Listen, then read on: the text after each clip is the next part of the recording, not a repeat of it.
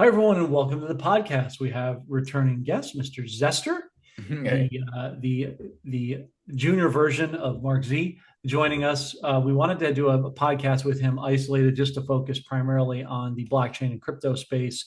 And of course, Mark's going to be weighing in later in the podcast on his updates with currencies and bonds and all things that he sees on a regular, weekly, daily, monthly basis. But for this purpose of this, we're going to be kind of covering some of the cursory issues and getting into the meat of the Clarity Act, where it stands, how much time we have left, and how pro crypto retail is it versus banker friendly like it has been to this point. If you're new to the podcast, please do like, subscribe, and share. It helps the channel grow and others gain the knowledge currently being afforded. As you know, Mr. Zester has been in the blockchain space now for officially 10 years, tracking every possible nuance that he's able to do as just one person, but one exceedingly bright person, and all the things that he sees for the new digital system and how it will ultimately positively affect us as we change our mindset, take action, particularly in this year of the golden age. And I'm excited to have him back as always. Mr. Zester, how are you doing, good sir? Oh, doing well, John. Doing well. Thank you so much for having me back. And yeah, when you said 10 years, I had to look down, actually, because I'm like, yeah, it really is. It's 10 years now. It feels like longer than that. And at the same time, less. Shorter and also longer. But Yeah, no, very happy to be here, John. honored to have you. And you're right, time seems to move backwards and forwards, although in a much more accelerated fashion with the speed of thought and the speed of information coming at us. So, Hmm. as I mentioned to you in our pre-production meeting, what I want to do is do a little reverse engineering here. I'm going to show you some of the updates we have, and then I'm going to turn it over to you on the Clarity Act. So I'll go through this as systematically as I am able. So let me just pull this up, and we're going to be talking starting now with the nation of Iran. Obviously, that's the hotbed. We were waiting for this, as you know, Zester, long anticipated attack on Iran for regime new leadership change. We're now starting to see that. President Trump has said things are speeding up. No surprise there. He's got his prescripted time for that to go down. If you look at Iranian military monitor, dear brothers and sisters of Palestine, be prepared. We will announce important news to you shortly. And we go over here, President Trump calls Kurdish leaders. Remember, you'll note that the Kurdistan region comprises of 16 to 70%, the largest faction in the nation of Iraq. They make pretty much the primary decisions as it relates to leadership, governance, and oil credits. Announces the leaders of the autonomous Kurdistan region to discuss the war in Iran. Positive news. Kurds are the key, as I mentioned, to the regime change in Iran and ultimately in Iraq. We're going to move here a little bit on the other side here. Approximately 1 kilo of silver going bye-bye with every missile launch, as you know, Zester quite well. Manufacturing uses a ton of metals, whether it's military, computers, med beds, you name it, it's all in the mix. Excuse me, plus a very safe, ample supply of oil next door to America with a longtime friend, allowing you to say bye-bye to Saudi Arabia as pretty much the monopoly, as they've skimmed off the last light crude down to the same oil as Alberta heavy crude. The timing is perfect to exit the Middle East. Magnitude earthquake 4.3 was felt in the Garash region, southern Fars province in Iran, a depth of 10 kilometers. Defense experts have expressed concern this could be a nuclear test by Iran's Islamic regime. If true, it poses a threat. Well, it reminds me akin, Zester, to the DUMS units that we have here in America militarily being blown up. And the late, great Kim Clement prophesied the earth will shake and shake again. And some of the remaining good prophets that are alive have been talking about expecting in the volatility of finances as we change over the other side, seeing earthquakes and tremors pretty much precipitating throughout the whole of the earth right now. Breaking China is pressuring Iran to open up the Strait of Hormuz. As you know, Zester, that's being blocked off a lot, along with a lot of the dinars. We're expecting Mark Sabaya, current U.S. envoy, to block the other 50% of the dinars, which will bring the people in the streets. As regime change is happening in Iran, it will summarily happen, as you know, in Iraq. There's one problem. Iran did not close it. Several insurance companies did. China buys 80% of Iran's shipped oil. Beijing has 400 billion, a 25-year cooperative agreement. So they have a vested interest, bottom line, in keeping the status quo. But we both know and all know that's not going to happen, bottom line. Got to see change. You're going to see change concurrently across the board. Channel 8 on X, the International Atomic Energy Agency stated on Tuesday that no radiological consequences are expected. No additional impact has been detected at Iran's underground Natanz fuel enrichment plant. We're all waiting for the final attack, which is being timed out, as you know, on the Bashar nuclear plants. They've hit around the perimeter. We believe they're going to make it look like the fear of war and radioactive material. Then they'll come out a week later and say, nothing happened, everything's fine. Just like they did sort of with Kuwait 35 years ago, saying the oil fields were burned and the Shah was dead. Oh, no, everything's fine. It's moves and counter moves. No surprise to our audiences there. Massive explosion in Tehran. I'm not going to play the video because I think it speaks for itself. We know Israel and Iran are doing their job in the role of the prescripted movie.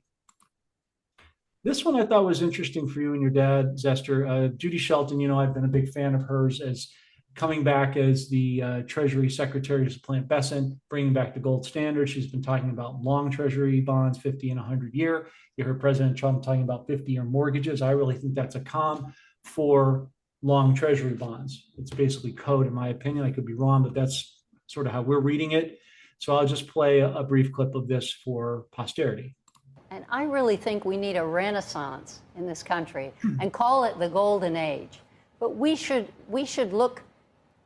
focus on the importance of honest work and honest government and honest money.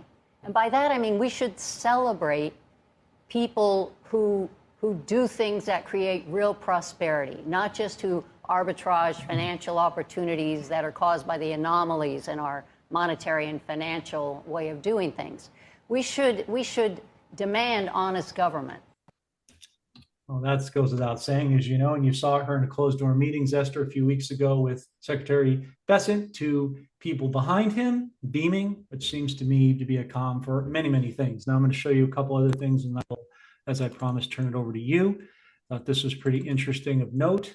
Breaking news on X is this morning, Iranian rocket has fallen in the heart of Tel Aviv. So as I said, they're playing their role in the prescriptive narrative. Let me go over here. Can you see this with Grok? You see that, Zester? Are you able to see that? I think you're on mute. I still just see the Iranian rocket on my side on that. Okay, so then I have to go. Thank you. I'm gonna have to go individually on these images, screenshots one by one. Okay, you should see that now.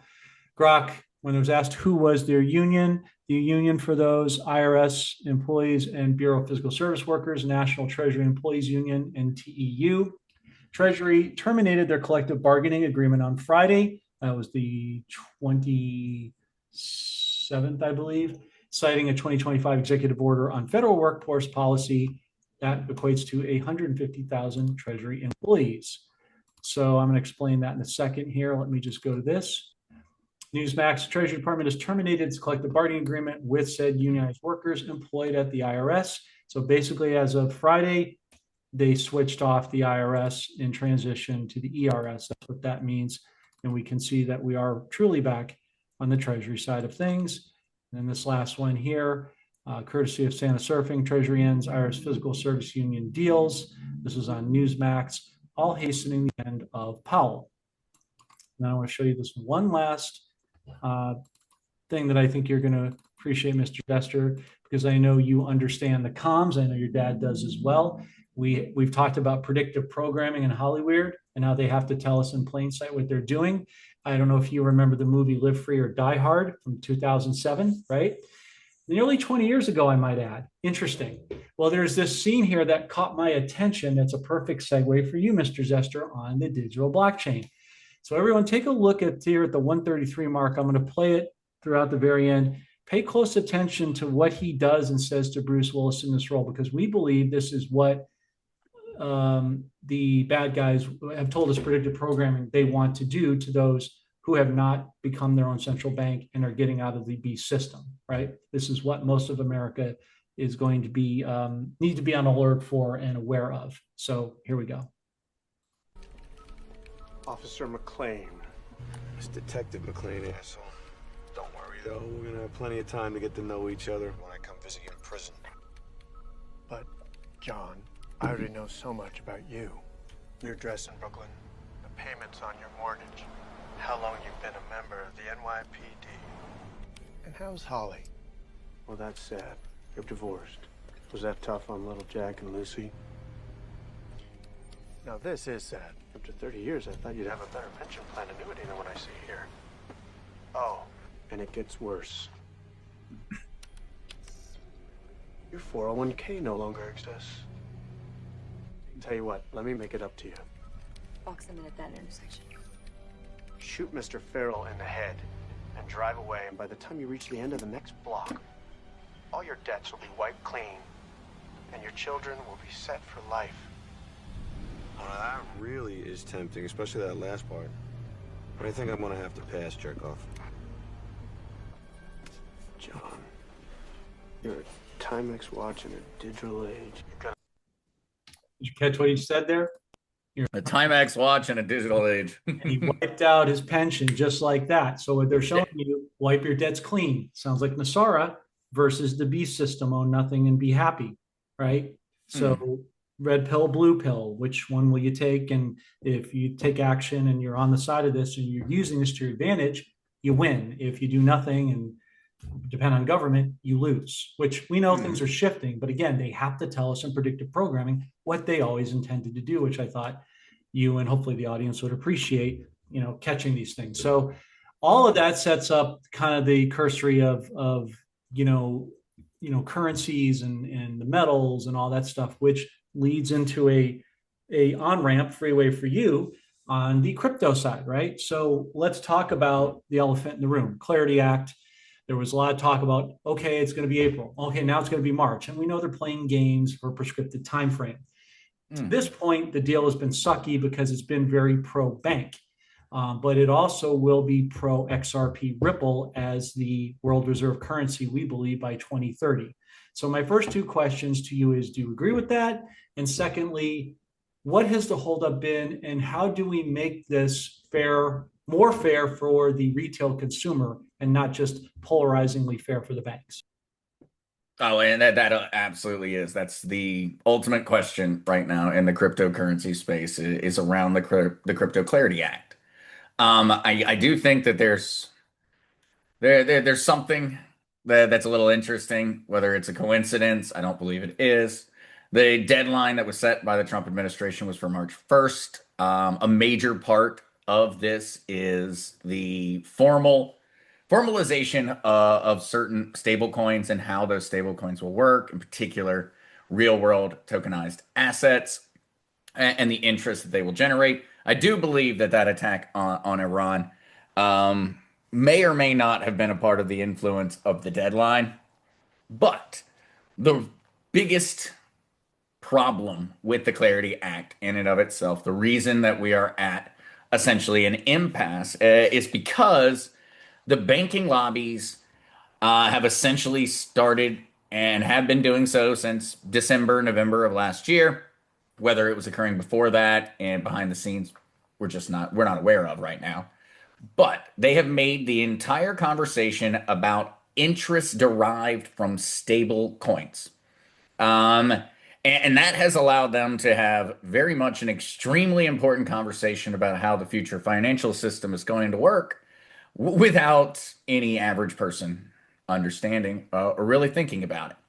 Ultimately, the argument from the banks is that if stable coins are capable of providing interest, yield-bearing interest for stable coins, whether that is you keeping it on a platform, you being rewarded by, say, a retailer for spending stable coins, because they're going to want to reward you. The reason that they want to reward you is because by you paying in stable coins, they're not paying credit card processing fees, accounting fees, banking fees, transaction fees, a variety of different things. Amazon themselves have come out and said that the move over would mean that they made at least $10 billion more a year. And so companies want to be offering stablecoins and to be offering incentives for people to pay in stablecoins because it makes their bottom line a whole lot more green. But what the banking lobby has said is that if we are capable in the cryptocurrency space of offering interest on stablecoins, and when I use the term stablecoins, keep in mind that the conversation right now is about US dollar pegged stablecoins. USDT, USDC, they're fiat stables. But ultimately, these same laws are what are going to regulate your tokenized gold in the form of Pax Gold or Tether Gold and XAUT. These are the same rules essentially are going to be applied to both of them. And so this is a conversation that's being had right now in regards to fiat, but it's way bigger than that. And the banks are saying that if crypto is allowed to offer interest on stablecoins, the US banking system will collapse. And that's their argument. Their argument is that if we allow for interest on stablecoins, too much money will be pulled out of American banks. It will be essentially akin to a bank run. And should that bank run occur, the banks and the US system will collapse.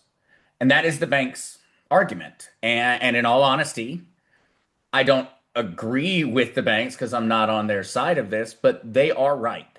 Ultimately, it is the beginning of their downfall and the amount of liquidity that the banks will be capable of attracting. Who is going to? Money goes where it's appreciated. And that term appreciated is a matter of appreciation. It's a financial term. Appreciation is interest.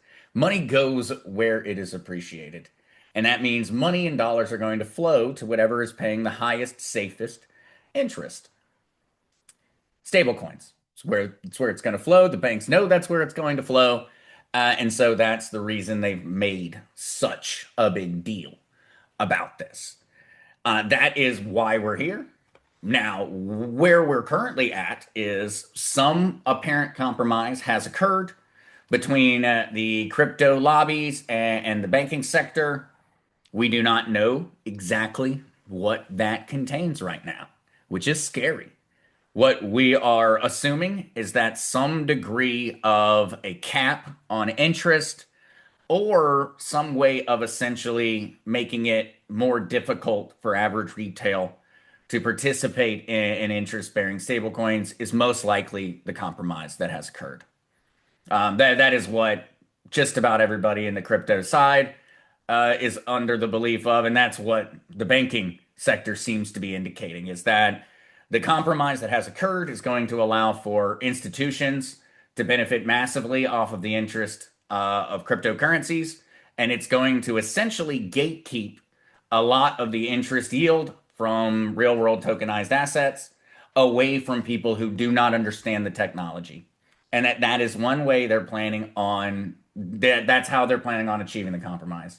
They're planning on making it to where a exchange like Coinbase can't offer those automated interest returns. And 99% of the average users of cryptocurrency are not going to be technologically capable of going out and self-orchestrating that staking process of going out there and getting that or earning that interest off their stable coins themselves. Most are just not going to participate, but it still allows for the big boys, to start earning those returns. And that's where all of it is currently sitting, John.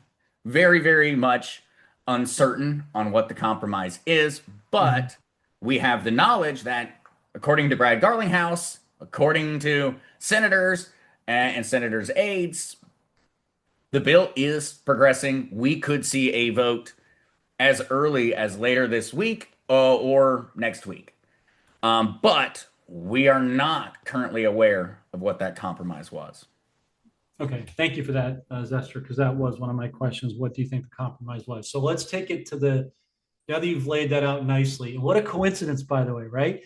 Yeah. What's next week? Oh, that might be the ending of this war, because you look at Marco Rubio. I was talking to your dad about this. Marco Rubio is going to Israel on the 23rd of this month, which is less than 3 weeks away. Mm-hmm. You're a smart guy. Your audience is wise. So is mine. Let's a little critical thinking. Is he going to go to a war-torn war zone as a Secretary of State and put himself in harm's way? Not likely. So that would lead you to deduce that most things in this threat of war, chemical net, is going to wrap up end of next week around the time you just said this Clarity Act would. They timed it for effect, is my point. Yeah, and also we saw the Democratic side of legislators immediately accept the compromise on the 1st of March. And so 28th of February, Of course, everything blasts off. We then see immediately the following day, apparently a compromise has been achieved. No problems there, nothing at all. And I think on that one, and I know on my show that I immediately went with my tinfoil hat with it, but I strongly believe that that timing was set up ahead of time, and the reason being is because of stablecoins. Because ultimately, the US has controlled the global economy for decades because of what? The petrodollar. Hmm. Even while we were still actually redeeming gold for US dollars, even at that point, it was referred to as the petrodollar. You could not buy oil without it. We have in the past, just a matter of 2 months, we have unseated China, the massive majority of all BRICS nations' oil supply in the form of Venezuela and now Iran. China is going to be incapable of operating a modern economy without going through us. The new petrodollar is going to be the US dollar stablecoin. And ultimately, I think that's what forced legislators to act on the first. The compromise, I believe, was achieved because the timeline had been slightly moved up and there was no longer time to continue the fight. Ultimately, we have got to have stablecoins prepared for the new digital petrodollar. And that very much seems to me to be more than a coincidence when it comes down to the timing. He's made it very, very clear. When we are executing a strategy on a global scale through the digitization and the US dollar stablecoins to get everyone hooked, to create a problem too large that it can never can really put it back inside the box. You can't close Pandora's box on it. And we've got to be prepared for that next step. And so I think, in my optimism is that my prediction video at the beginning of the year is perfectly on point with the Clarity Act. The Clarity Act is going to pass in either in the first quarter, nearing the very end of the first quarter of this year, or somewhere around the beginning of the second quarter. Ultimately, though, what is that compromise going to be? I am not certain. And I do not know whether we are going to end up having given something up in a large way or not in order to achieve it. I have a feeling that retail is about to take it on the chin in order to get this bill passed because we have got to pass it. It has to happen. No other bill that is so obscure that really no one's talking about besides folks like us in certain sectors has ever gotten the type of time and attention from legislators that this has. This is a beyond important bill. 99% of all Americans are not paying attention. They should be paying attention. Right. But they are making the decisions on how the new financial system is going to work and how quickly the new financial system is going to exist. That decision is currently being made behind closed doors, and it's being made in the form of the Clarity Act. We cannot have the Bitcoin Act that revaluates the United States Federal Reserve Bank gold without it. We also cannot have a US dollar dominance around the world without it. We're on a path at this point. Essentially, I believe that we are no longer in control of anything. I don't think that there are many people that have any ability to change these levers. We have started an avalanche, and ultimately, nothing can really stop it.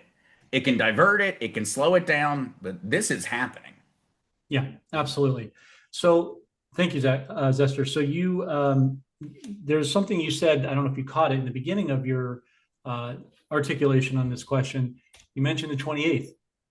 We just saw the attack on Iran be optically done on the 28th. No coincidence. The 28th, they took away the union for the IRS. So we're seeing patterns here, right? So you can see this is all scripted, is my point. So yeah, so many dates are all coming together. Yeah. So many things that seem at a shallow level to not be connected are all getting set up at the same time. And the reason that it's working, and this is something I always tell people, the reason it's working is because they're having these conversations now in public, and which I think everyone should be very excited about. For everyone who has been following all of this for years, decades, knowing where we are moving, we are having those conversations occur in public. That is new. That is something that has started occurring in the past year, year and a half, where it's no longer a matter of messaging. These are conversations about the future financial system being had on camera on C-SPAN. The problem is 99.999% of all people do not understand what that conversation is. And so nobody cares. And that is my biggest fear that could possibly be in existence, is that right now everyone has been given the opportunity to be in control of a new system, to change how the world works, and to right the scales. But ultimately, I think that a lot more need to wake up.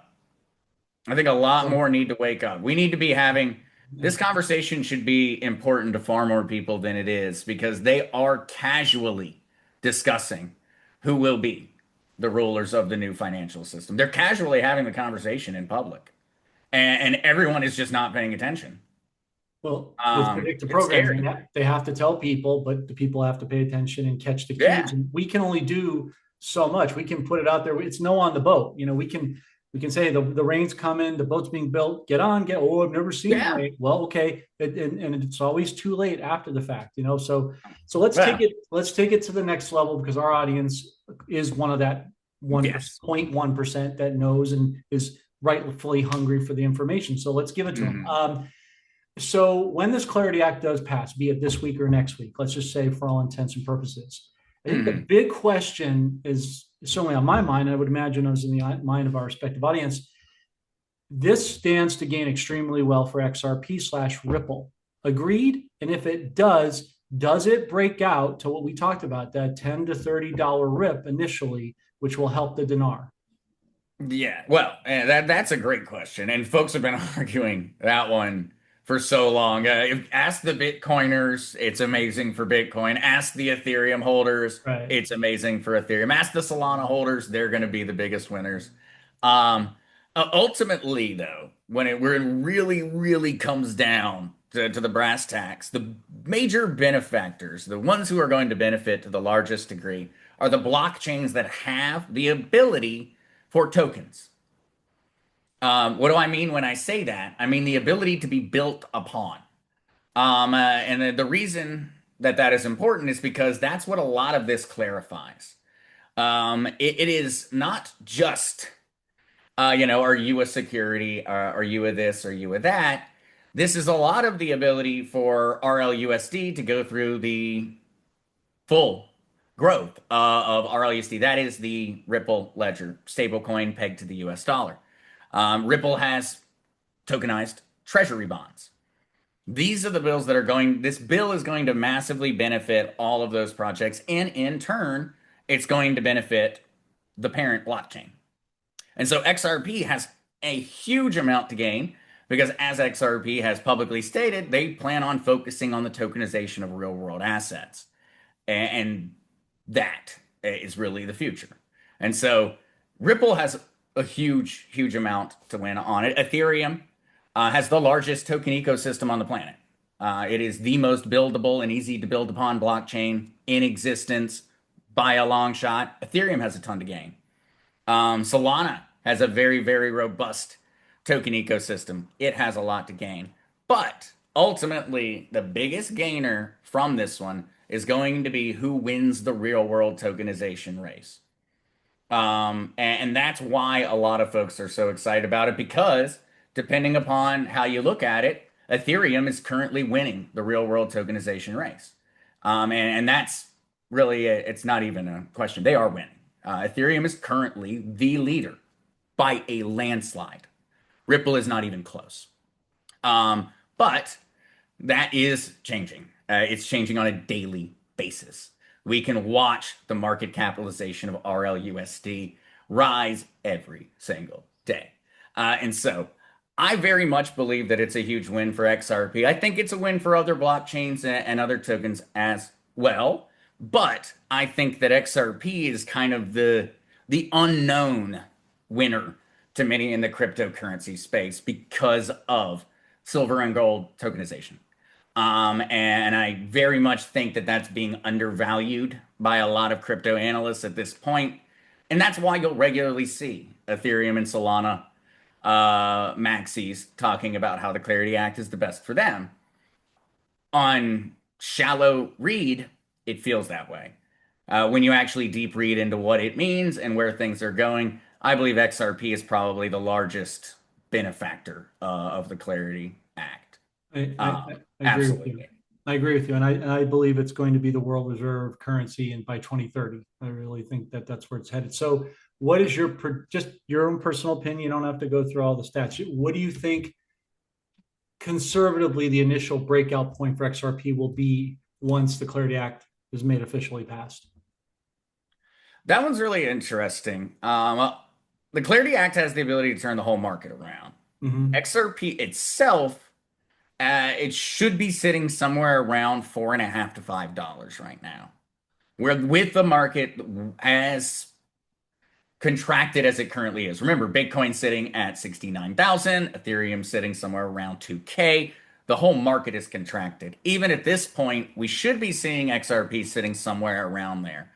I believe that that would be the overall target point. I believe that XRP is going to set a new all-time high once people start to realize what the Clarity Act really entails. Most dollars are going to immediately flow into Ethereum and Solana. You're going to see an immediate jump on their prices. And they're going to be the first ones that are just going to be like, what the heck's going on? Boom. Massive, massive gains. That, I believe, is going to pretty precipitously fall off quickly. And then we're going to get into the real rat race. Which chain, which ledger, which blockchain is going to be running the new financial system? And really that's a matter of percentages. It's not all going to run on one blockchain. I hope it doesn't, at least. I hope that it is diversified, but who is going to claim the largest market share of the new financial system in the form of real world tokenized assets? I think the race is going to be on. And I think XRP is going to jump out to a very, very quick lead. And that is when I see it. That's when I see us being able to get to $10. I think that the Clarity Act passage is enough to turn the market around, but it's then going to set up that ultimate question. Okay. Who's going to win?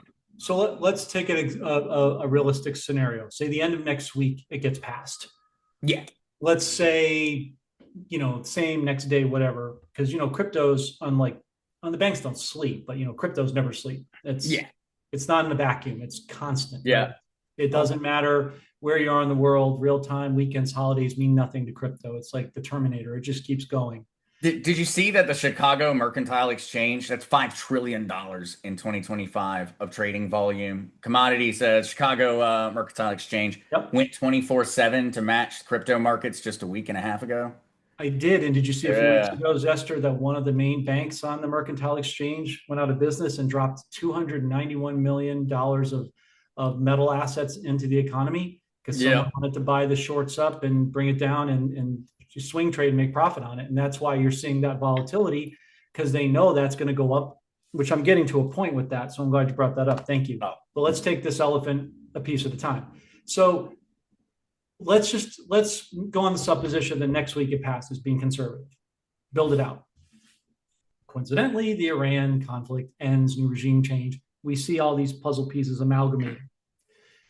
Let's say it comes out at $5. My question is, just your own hypothesis. How soon after that do you see it then moving to double digits? Well, and I wish I knew exact, but what I would say, the first variable is the compromise. That could change the whole conversation. The compromise could kill the boom, in all honesty. And so we do need to, assuming though that the compromise is acceptable, we're not going to see XRP start to go truly nuts until we have a solution for the supply problem. XRP has a massive supply problem. And that supply problem is very, very easy to see when you go and you look at the circulating supply versus the total supply. Um, that is going to be the ultimate moment that XRP starts to go towards some price tags that folks have seen. Nothing can change that. It has got to come down to 100 billion is the total circulating supply, or the total supply of XRP. Every month, about a billion XRP could potentially enter the market. That's coming from escrow and team releases for XRP Ripple Labs, the company. And so I believe, and we've already seen this, the ETFs have managed to achieve essentially even keel on supply. And so we are no longer bleeding every single month.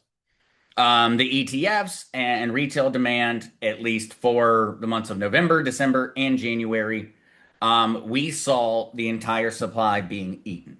When I say eaten, that means that the amount that was released that came into circulation that was new in the circulation of XRP was purchased. That, in and of itself, is an insanely good sign. I believe that that is going to continue to accelerate with the passage of the Clarity Act, and we are then going to be very much, you're going to be able to tell how well XRP is doing based off of the monthly release. Because XRP at this point in time is inflationary. And until it stops being inflationary, we're going to have a very hard time achieving particularly high price tags, because as a major investor, as some of these folks who are planning on moving hundreds of billions of dollars of assets over to XRP, ultimately that's an important metric for them as well. And so that's one thing that I think is going to remain it's going to stay a problem for the price of XRP. We need demand to exceed supply, and we need demand to exceed supply substantially. I believe the Clarity Act is going to begin that process. But when we genuinely reach the point where either XRP announces what they intend to do with the rest, and when I say that, I mean the company, we need them to start burning. And when burning is a term in cryptocurrency that means to remove tokens or coins from circulation permanently. Right. The same way you could look at this as if the US went out, took dollars off the street, and actually removed them from the M1, M2, and M3 monetary supply, which they don't. But if they did, that would be a direct way of fighting inflation.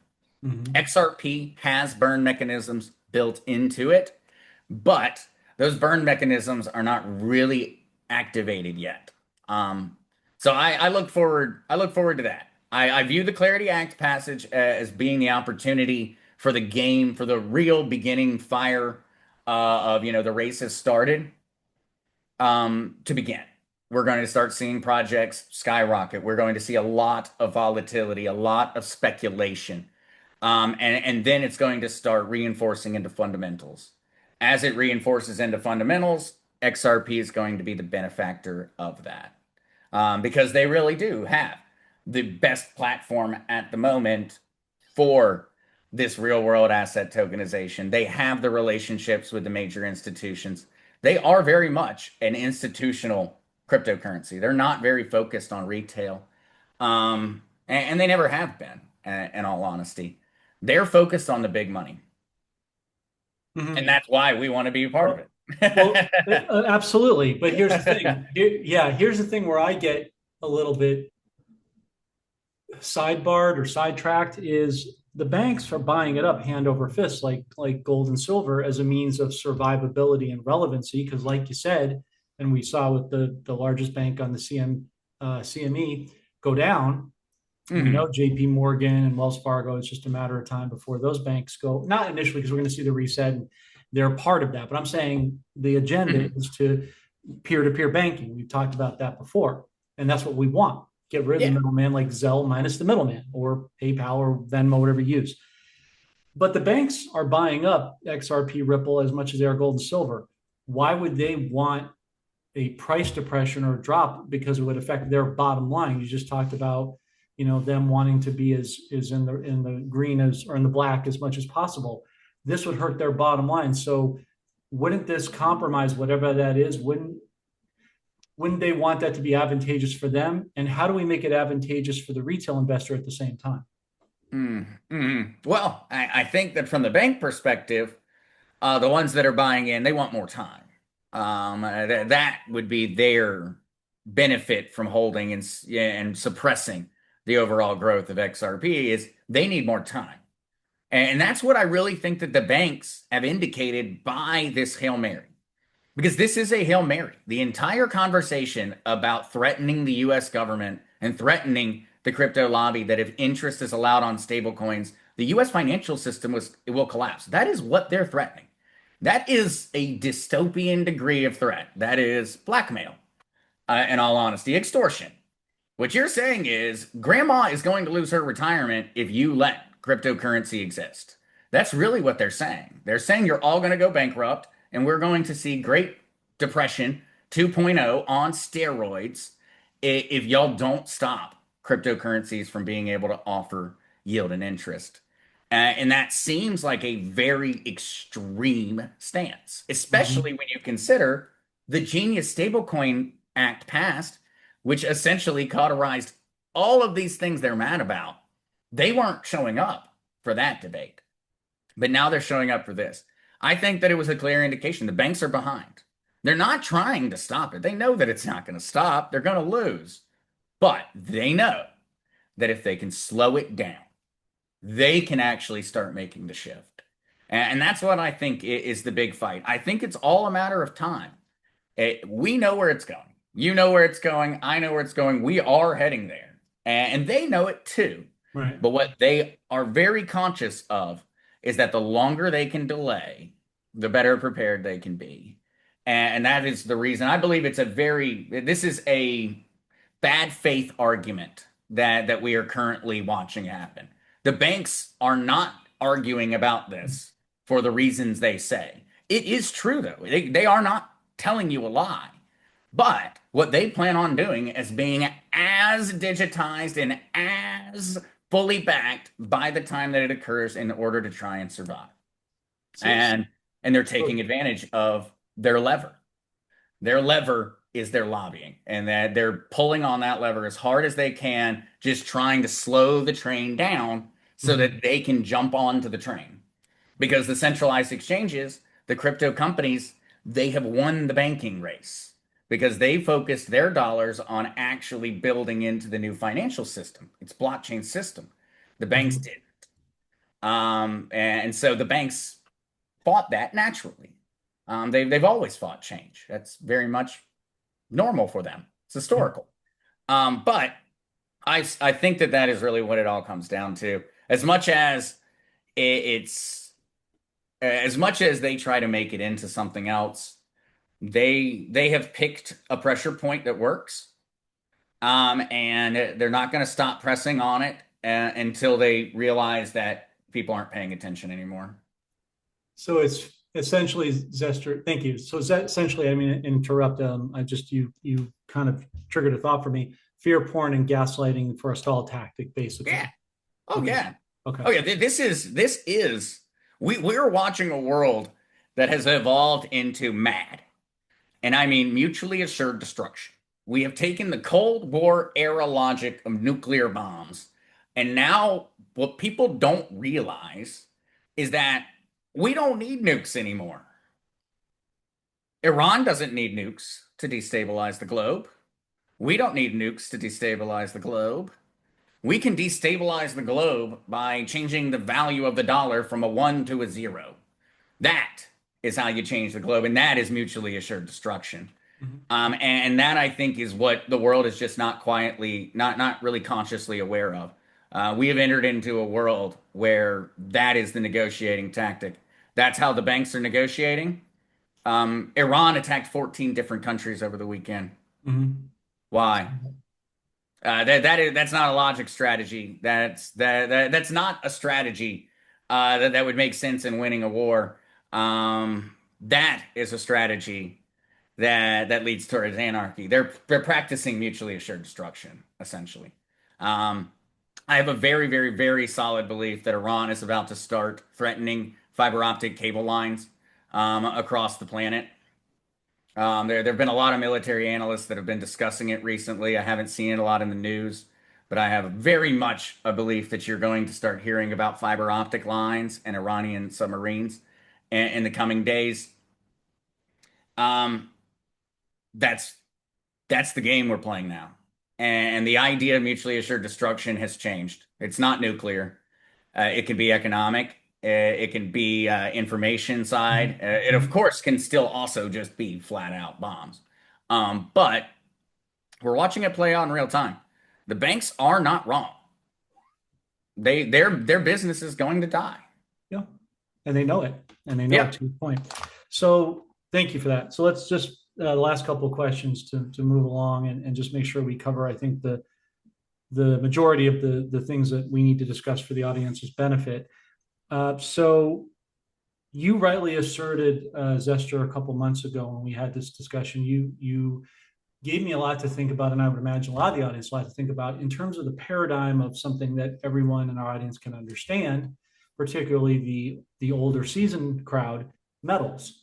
And that you made an assertion that metals for the longest time have been wealth preservation, defense. But now with cryptos, one of the advantageous points for that community faction is that they can actually go on offense and make you money. So briefly talk about, those people who could go into the bank back in the day.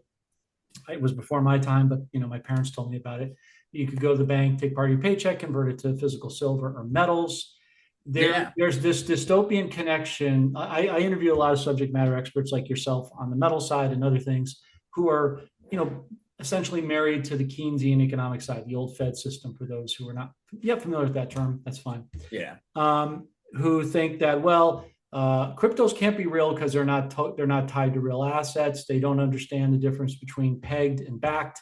They don't understand how that works. So talk to that faction of the audience that they should have precious metals, absolutely, but how they may not understand initially, making a cognitive dissonance point that having cryptos essentially helps them get an offense, and they are by default buying cryptos, buying metals as well, and how they can use that to their advantage in the banks going forward. Yeah, and I think it's a $30 trillion market, and that is not even close to accurate. It's a far higher valuation than that. But if we just take their numbers, it's a $30 trillion market that's about to be activated capital. And even the folks who don't choose to go the digital tokenization of gold and silver route, everyone's going to benefit. But and this is I think this is great. I actually shared something. Steak and Shake just announced that all employees will be receiving a 21-cent bonus paid in Bitcoin for every hour that they work. And I, sitting in that situation, I'm like, well, I don't really want to be paid in Bitcoin, but it activated that thought process for a lot of people. We're going to actually have full control over our funds. You are going to be able to get paid on Friday, and you are going to be able to go in and have that check cashed in a very normal way to what you are used to, but you are going to be able to choose what you are paid in. This is something that already occurs in the cryptocurrency space. Companies pay in whatever cryptocurrency you want. That could be Pax Gold. It's just gold. They pay you in gold. That is how that it very easily can happen. It's going to start expanding out. And as people begin to have the decision, the ability to choose, it's going to activate what the banks have been benefiting from for this entire time for the average user. You are going to be able to hold your value, ensure your future, have that defensive position in gold, but still be able to go on the offense in order to build wealth. Ultimately, remember, your 1 gold ounce is worth 1 gold ounce. The only thing that's changed is the value of the dollar. Your gold never changes in value. It's never changed. The value of what you've pegged it to has changed. And that whole paradigm is about to become both globally understood, at least by those in the financial world, but also it's going to have the power put into the average everyday person's hands. That's why this debate on yield and interest on the Clarity Act is so important. because you are going to be able to go in. You're going to have your tokenized gold, which fundamentally changed the value of precious metals. I know that that's one that always gets me into a fun conversation with those guys that are the I hold physical precious metals, and that's the only way that I'll do it. Crowd, I get it. That's where I am right now. But I'm not going to be here for long because the value of gold and silver has always been suppressed by its constraints. Right. Gold and silver is not a great form of exchange. It's a great form of backing a currency up. It's not a great way of going to the store. It doesn't work. Go out there, try to figure out how you're going to chip off that small piece of silver. The digitization has changed the entire value proposition. Gold and silver have always been worth gold and silver. But the value of the dollar has been what has dictated whether your precious metals have apparently risen in value. They haven't actually risen. They were always worth that much. The currency you're being paid in is what has changed. And so I believe that this is about to act, that's going to take that out. Gold and silver are going to start growing in value because they fundamentally have value now. Yes. In the past, they really didn't. They were a backer. Now they are a medium of exchange. They are currency, and they are the ultimate currency because there really is no better version of it on the planet. There's no better way for us to peg value than with a digital form of precious metals. So basically, thank you. So basically, your argument is that having physical gold coupled with, instead of one or the other, this disparate camp that, it's this or that, having the physical gold and silver, as your dad said, nickel, copper, platinum, palladium, or some derivation thereof, coupled with the digital tokenization of these, when we're talking about, Ripple, Cardano, HBAR, et cetera, that have utility, that are on the blockchain, that have marketing, that have purpose, married together with the physical metals will actually, and going back to the gold standard too, is a big part of it, and getting off the yeah, absolutely. All these things together in the pot of cooking, if you will, are the digital is actually going to help the asset blockchain is going to help these precious metals come out of suppression to their true value. So those who are physically holding it and then have a way to tokenize it in the banks like they used to do physically, now they're doing it digitally, will actually create more of a win-win situation for them. Absolutely, John. I like how you just went through and said that also. I think that you very, very clearly laid that one out in the perfect way because, yes, you don't need to digitize your gold and silver. You're going to benefit from it. It is changing the value of what you own. And for the first time in human history, the value of gold and silver is actually changing. Value's never changed before. It's always been the value of your dollar that has changed. Now it's changing. And it is changing. And that is what is so difficult to both express, to really even wrap your head around, because it is such an alteration of everything we've been taught. Speaking of Keynesian economics, I was originally international business at the University of South Carolina, and then moved over to double major on a pre-law track. And I remember that is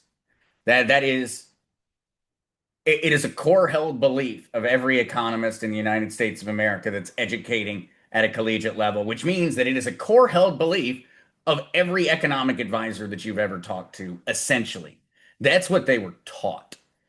They were taught that we live in a Keynesian model, and that's how the global economy works, and that's how it's always worked, and that's the best way for it to work, and that's what modern monetary policy is about, and modern monetary policy is the future, and that's what people have been educated on. And I get it. It's a brainwashing indoctrination that has occurred at a professional level. And who funded those Keynesian economic? The Rothschilds. Soros, the Rothschilds, the folks that knew what they were benefiting from. They knew what they were doing. That's why Trump said they got it wildly wrong, because he's doing a parallel system, bringing in the rights. He's right sizing the mistakes that Kissinger and Nixon did in '71 before both of us were around. we're now going to live to see the error corrected. I mean, what a time to be alive, right? So thank you for that, Zester. So last question for you to save time for you and the audience. I think I hope it's been a productive conversation for everybody and for yourself. As these are things that really matter. These are things that are going to effectuate our audiences to set them up to win. You have a really interesting paradigm and philosophy in terms of the Epstein files and Sara and Jassara, how that is interoperably working together to bring out the truth to the public. Can you expound on that a little bit? I'm so glad that you brought that one up, John, because it has been, I got blown up in the past month or so with different things coming out of the Epstein file releases. Things were discussed on the cryptocurrency side. There was very early back in 2013, 2014, there was investments by Epstein into Bitcoin related companies and crypto companies. All of it very, very, very concerning all around. But one of the biggest things, and the thing that I am the absolute most concerned about that was found out during the most recent Epstein file release, is actually not being discussed. And it all comes down to this fella named Brock Pierce. Now, for those that are not aware, you've seen him in a movie probably. Brock Pierce is the child actor from The Mighty Ducks. Just as a fun fact for everyone out there, if you ever watched The Mighty Ducks back in the 90s, you have seen Brock Pierce as a child. Brock Pierce appeared in the Epstein files, went to a variety of different things, sends photos and videos back and forth with Epstein. Will not even, I'll avoid that part of the conversation and all that depravity because that's for another time. But the important part here from a financial side and from something that people should be aware of, and it is hyper concerning. Brock Pierce is a co-founder of Tether. Tether is the largest stablecoin provider on the planet, locking in somewhere around $180 billion in U.S. Treasury bonds as backing for that. That is $180 billion of U.S. Treasury bonds, 5 years, 10 years, 15, 20, exact, et cetera, et cetera. That is primarily what they've backed themselves with. Those U.S. Treasury bonds are held in foreign banks across the planet, primarily held by China. Brock Pierce, in those emails, was obviously aware of certain events that were going to occur in Ukraine back during and before the invasion of Crimea in 2014. And conversations and discussions on that one, besides the depravity, also included a fair amount of depravity on a economic side. The reason that I think people should be far more aware of this and far more conscious of this is that Tether is the biggest danger in the cryptocurrency space, and it always has been. It's been that since 2017, essentially. It's the scariest thing in the crypto space because it has taken on the role in that time when governments were not governing, legislators were not legislating on the cryptocurrency and blockchain side. It took over the role of petrodollar.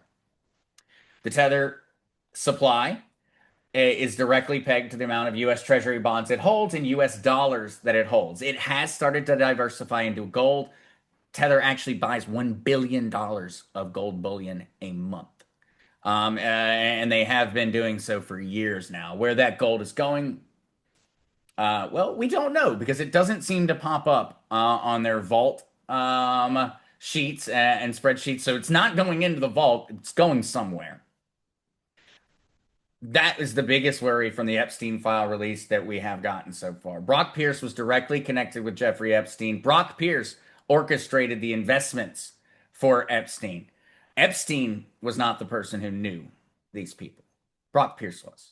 And while I say this, I say this very much with worry. Brock Pierce lives here in Puerto Rico.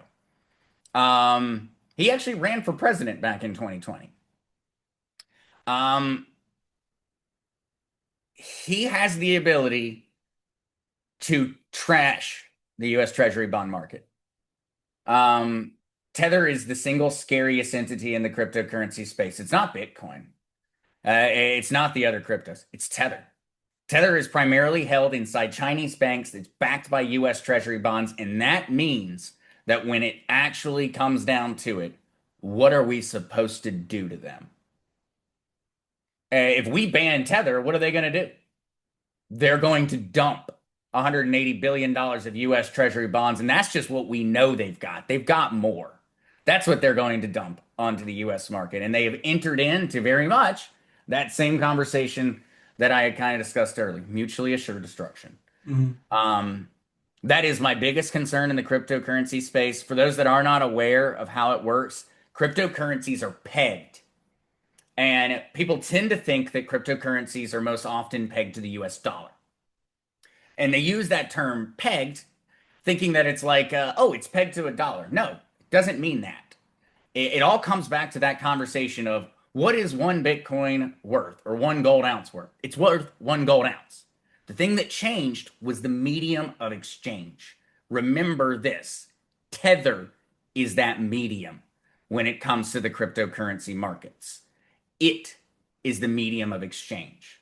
And so the value of cryptocurrencies, yes, Tether is pegged to the US dollar, but the cryptocurrencies are pegged to Tether because that is what you exchange in. And so if they were to go in and essentially say, we're going to play our nuclear option, we're going to liquidate $183 billion of US Treasury bonds, and we are going to essentially just make the entire crypto market valueless for a second.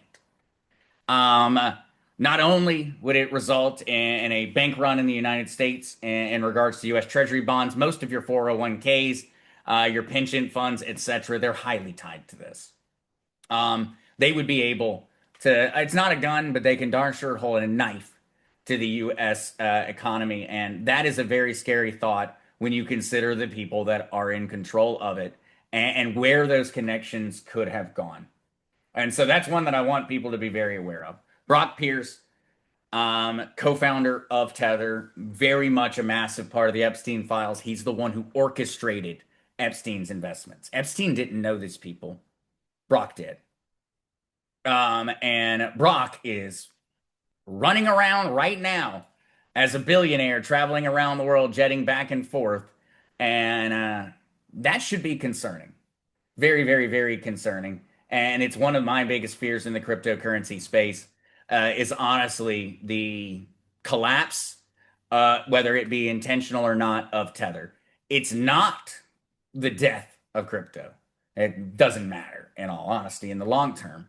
But it absolutely is a card that would be capable of being pulled that would set this conversation back years. It would wipe out the liquidity. The value of XRP would go down to pennies if Tether went bankrupt, unless immediate action was taken. And I know that sounds crazy. Why would XRP change in value? Because if you want to buy XRP and you're a big person, a big trader, you trade Tether for XRP. You don't trade dollars for XRP. And the reason you don't do that is because whenever you sell a cryptocurrency back to the US dollar, you've created that taxable event. And so Tether has been very much, and I talked about this back in 2018 with folks. It was my biggest fear then. It remains my biggest fear now, 8 years later. Tether is scary. And back then, I didn't know who was running. Now, with what we've received recently, the United States government should be issuing arrest warrants. We should be grabbing these people quickly to figure out what's going on. And the reason we're not is because no one's talking about it. Agreed. Well, that's the 99.9 thing you were talking about. Yep. Use the system or be used by it, basically. The new ecosystem. And I've got some articles to send you on that one. I've got a really good article that was put together on the crypto side that I think that a lot of viewers would benefit from learning a bit more about that one and also spreading it because I do crypto education. Not but so many people want to learn about crypto education. It's beyond important. Right. But that is something that people that are not I don't care if you're interested in crypto. You need to know that. There are just things that everybody needs to be aware of. And that unfortunately, as we know, the fake mainstream media is just not going to tell folks about it. Of course not. And this is what I was going to say. This is what we're waiting, the inevitability of President Trump with, the announcement of no taxes on cryptos, on currency exchanges. We know there's not going to be any, but we just need him to say optically that that's happening. And he could do that in a second, which is also being prescripted for a specific time. So I think he's planning on, I think that and I think that we're going to actually see it be used as a Trump card. Yep. I think he's going to intentionally, I think that's what he's doing. I think he is currently executing the destruction of Tether. It's going to actually be a part of it. Because when he destroys Tether, and it does occur, it is going to create the most massive vacuum. And what happens when a power vacuum occurs? Someone fills it. I think that that's how we end up moving towards the new US dollar that's tokenized. That's how we make that move over. I believe that they will utilize Tether and they will utilize the destruction that it causes and that vacuum to do it. But I believe that it's not going to be done in a malicious fashion. I don't think Trump's going to let them. I believe that that's something that they are trying to do, and they know that they hold a knife. I believe that Trump already is aware of that, and that's why we're looking at a current ramped up timeline. I don't believe that Trump wanted his current timeline. I think that he was hoping that other things and other decisions were going to be made. The Maduro decision, the Iran decision now, the Clarity Act, all of his major legislative efforts.